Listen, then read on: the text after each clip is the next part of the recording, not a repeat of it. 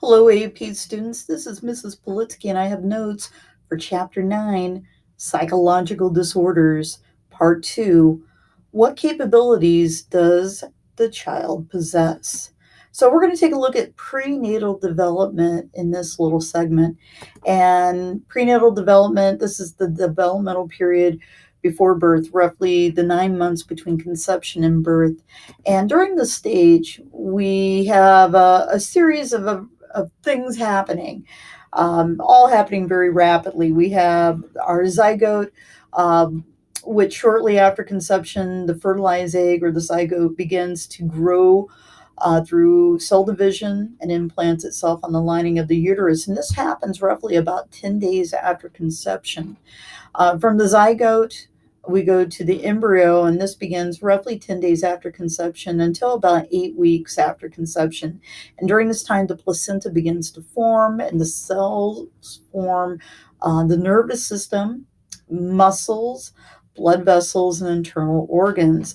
And it's not shortly after this 8 week period of time that we're going to be able to detect a heartbeat.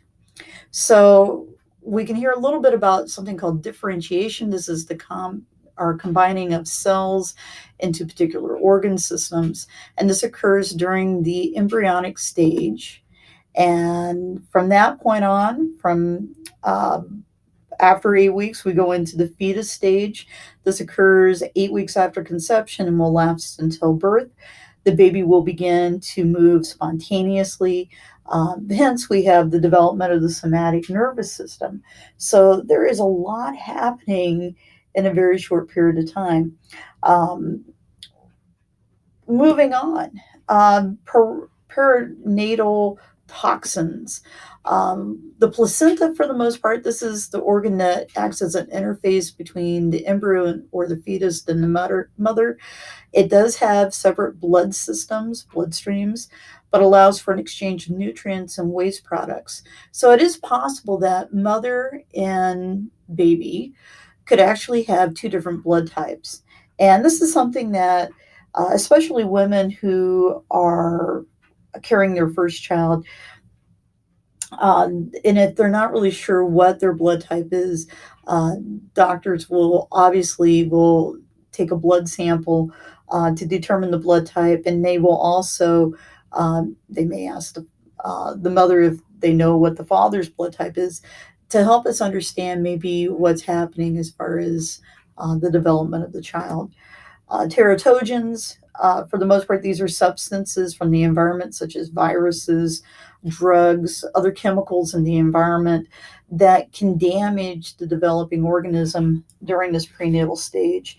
Um, for the most part, sometimes these substances will cross the placental barrier, and it will prevent maybe our child that is developing from developing normally. So, radiation might be an example of that, or certain types of medication, be it prescription or over the counter or illicit.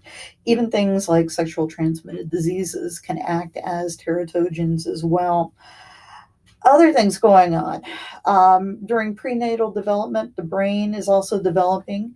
The brain grows new neurons at the rate of up to 250,000 per minute. And it's fascinating how fast these cells, for the most part, are multiplying. These multiplying cells eventually come uh, to form basically the brain, and the brain cells will make connections with other newly formed neurons, and you're going to start finding the foundations of our nervous system as a result of that. Thank you very much.